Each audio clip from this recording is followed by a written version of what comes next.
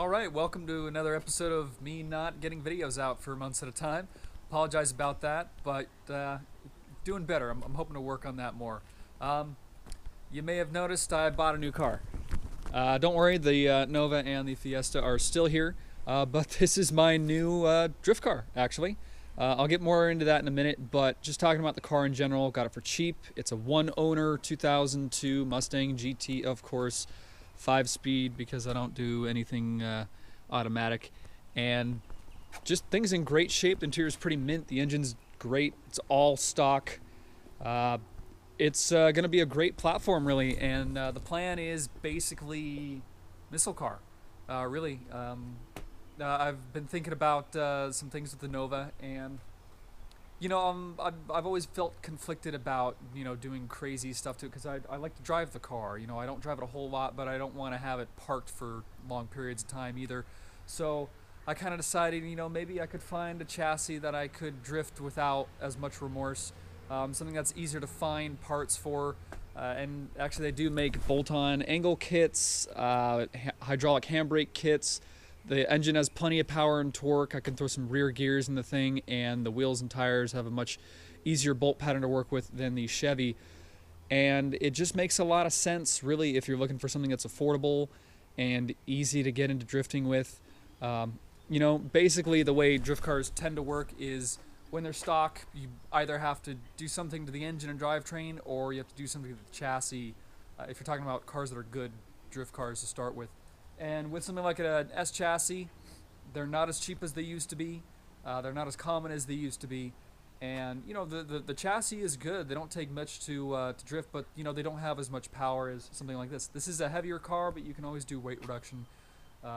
It's actually easier to do weight reduction usually than it is to make power. At least it's a lot cheaper. Usually weight reduction is free.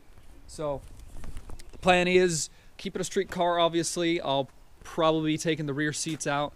And they're actually quite nice rear seats. We'll take some stuff out of the rear, probably take out the spare tire, but I'll keep the front half of the interior intact. And I'm going to be getting better seats, looking into some different options. I'm not going to go full race car like the Nova. Obviously, for something like this, I'm going to be doing road course type racing and possibly some high-speed half-mile racing. And in terms of powertrain for that, I do have some very, very big plans for that, and I'll talk about that in a future video once I get some more things lined up on it. But in the meantime, I really wanted to get some seat time and go to some actual drift events. Adams Motorsport Park and Grange Motor Circuit, also known as Apple Valley Speedway now, are not too far away from me. They're only about, maybe a couple hours drive at the most with traffic, usually less than that on the days that have events. So, it'd be really nice to have something that I could just drive up there, because right now the Nova will not make that drive, at least not comfortably. I've driven it for about 45 minutes at a time, and holes in the floorboard, exhaust fumes, very loud, not comfortable, just not a good idea, especially with the exhaust fumes. Be careful with that, guys, because carbon monoxide poisoning is a real thing. Ask me how I know. I'm fine, but let's just say I got a little sleepy on a couple of those longer drives, and I don't ever want to do that again, and it was pretty scary. But Mustang is all stock. I've driven, the red one that I bought a couple years ago. If you go back in my videos, you see that one. I drove that from Huntington Beach. It's about the same kind of drive as the drift events would be, and they're great on the highway. 2,500 RPM in fifth gear is about 95 miles an hour, theoretically. They say, But really, they're great cruising cars. They're really not uncomfortable at all. And because it's a GT, I think it's actually a premium package because it's got the deluxe, the power seats, leather and all that interior. But it's also got the 6 CD player. Unfortunately, no aux input. I'm going to look into maybe patching one in. But then also these are the stock wheels, so I think it actually is a premium package. And if you notice, it actually bears a striking resemblance to the first Mustang that I owned. If you go way back to the first couple videos on my channel, I think it was actually the second video, you'll see an almost identical Mustang to this, except this is much nicer. It's not too nice, it's got a couple little, nicks and dings here. It's got some rock chips, but the body is super straight. I think there's really only like these two tiny little dents here, and then some swirl marks, but those are easy to take care of. And then a little bit of a crack on the front bumper. I'm actually hoping to fix that today. Car might get its first drift stitch today, the first of many, I'm sure. But it's in good enough shape. to, be proud of. It's not a total beater. I can keep it as like a nice, fun street car. It's had a little bit of a tap here, but hey, I can wall tap that and not feel too bad about it. And I'm just really excited. Like I said, I got it from the original owner. Guy took good care of it, and the thing drives great. It just needs a few maintenance items first, and then probably the plan is going to be doing all the maintenance items that are needed, and then a hydraulic handbrake first. That'll kind of be the number one thing. I actually already autocrossed this car as is. Probably not the smartest thing to do with the engine mounts the way they are, but that's the first maintenance item that I've got planned. But the stock suspension actually isn't all that bad. It's just these tires are like at least 6 or 7 years old, so they're pretty dry, and they've seen better days. They'll they won't see too many more days in the future here, but it should be really fun.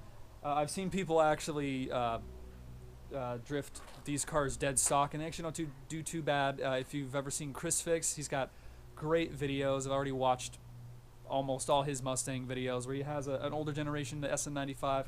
Basically the same thing, just a little bit less power and different body panels, but other than that, the same. And he started off, stock suspension, threw a hydro on. That's the same kind of route I'm going to go. The stock LSD needs some loving, though. It's a little bit loose for my taste. But, that's another thing, is these come with stock LSDs. It's a great drift car, beginner car, and it should be a whole lot of fun. Now, like I mentioned, these cars actually make good enough power to do plenty well with drifting just stock. This is kind of it. I've talked about this engine in previous videos with my old cars, but it's a 4.6 liter single overhead cam, 2-valve engine, so it's nothing too crazy. It's kind of halfway between a traditional small block like the Nova, what would have been an older Fox body Mustang, and the dual overhead cam V8s that you see in the new Coyote 5.0 Mustangs. Really not a bad engine. They're the same as what you'd find in a Crown Victoria. Pretty reliable. They can go high mileage pretty easy. But the Mustangs make a little bit more power. They make about 260 horsepower, 300 foot-pounds of torque, which happens to be the same as the Nova, which again I've mentioned in my other videos. It's really funny to see engines that make power in two completely different ways, all low end and much more top end. It's not all top end, it's still got decent torque down low. And with better gearing, they can actually scoop pretty good. You can get these cars to run 12s on a stock engine with just mostly suspension work, and so it's got a lot of potential. I've already got a new serpentine belt. I've got a new air filter. I'll take this off because that old Canon was ancient and it was falling apart, so I just threw a new paper filter in there. If you follow my Instagram, you see I already took care of that. Changed the oil. It's got a decent battery in there. I'm just gonna clean some stuff up. Track down any small leaks that I might have to look at. Might need to do some valve cover gaskets. We'll see. Hopefully that's not too bad. These aren't the smallest engines, but they're not as bad as the 4 valves. So get used to this view of the engine bay because it's really not going to change. It's really not worth doing a whole lot of bolt-ons on this car unless you're really just looking for small gains. By the time you throw an intake, a full throttle upgrade, headers, and a tune and all that, you're only going to make like 50 horsepower, which isn't bad, but you're still only going to be cracking into the 300 wheel horsepower range, maybe if you're lucky. And it doesn't really need much. It already has over 250 horsepower and 300 foot-pounds of torque, so really it's fine. And I'm going to spend the money elsewhere, mostly suspension, spare tires, hydro, like I said. Pretty much the plan is suspension, angle, hydro, maybe a harness bar. Seats are big. That's obviously going to have to happen because these seats sit really, really high, and they're just not very supportive. One thing I hate about these is these are one of the last cars available with low back bucket seats, and your head sits about here, which means your neck can just roll right over if you get rear-ended, and that really sketches me out. And especially in racing, there's a whole lot of movement, and there's just not a whole lot of support. They're cushy, they're kind of comfortable, depending, but they're whatever. They're cruising seats, they're not racing seats. So I'm gonna find maybe some other brand OEM options and not necessarily Ford seats, but we'll see if that plays out. I'm looking for affordable middle ground options for stuff. It doesn't have to be necessarily crazy nice brand new stuff like I would prefer for the Nova, since that is the race car. Still going to be drag racing, autocross, road course stuff with the Nova. I've just thought a lot about it, and I think I've decided that as cool as it would be to have it as a drift car, at least for now, in the near future, it's not as practical. You know, it would definitely take a lot more work, some custom fabrication, and a lot of time and a lot of commitment. And I think I'd rather commit in other ways, and if, you know, with a much lower amount of money and effort and time, I can make another car do the job potentially even better. These cars have a strut front end. It's a lot easier to get angle out of them than, you know, converting the Nova to something like that would be.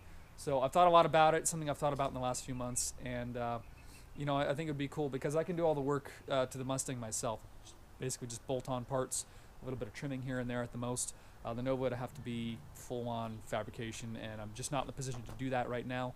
You know, got a lot of stuff coming up this year in life, and really want to be able to take advantage of all the time that I do have, which, you know, isn't a whole lot, isn't as much as, you know, other people. And, you know, I'm not a millionaire, so I'm trying to find a good middle ground way to make things happen and still be able to do some of the stuff that I want to do and have dreamed of doing for a while. And, you know, who knows, it should be a whole lot of fun, and I can't wait to get out to my first event in the coming next few months here, and you'll definitely see that here on the channel. Thank you.